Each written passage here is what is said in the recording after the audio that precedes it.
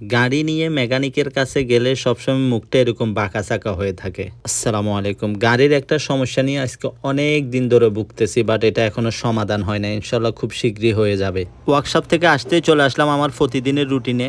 চলে আসলাম প্রথমে মুরগির দোকানে মুরগি নেওয়ার জন্য। মুরগির দোকানে আসি দেখতেছি মাশাল্লাহ আজকে মুরগিগুলো অনেক বড় বড় আছে।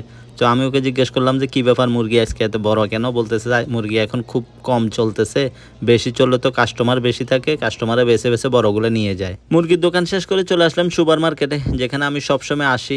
এখান থেকে আজকে অবশ্য আমি কফিলের বাইকে নিয়ে বাইর হই নাই। ওয়ার্কশপ থেকে আসি, ক্লান্ত লাগতেছে, সারাদিন যে পরিমাণ গরম পড়তেছে। আসলে যে পরিমাণ এখন গরম পড়তেছে, আমি বাইরে থাকি তো সবসময় আমি দেখি বাইরে, বিশেষ করে কিছু কিছু বাইরে আছে যারা বাইরে কাজ করে। ওদের কাজের আমি ধরনটা বললাম না, বাট যারা বাইরে কাজ করে ওদের আসলে অনেক কষ্ট হয়। প্রবাসের এসব কষ্টগুলো আসলে দেশের মানুষ দেখে না। সুপার মার্কেট শেষ করে চলে আসলাম পেট্রোল পাম্পে। গাড়ি কালোটা নিয়ে বাইরে হয়েছে, ওইটাতে তেল ভরা লাগবে।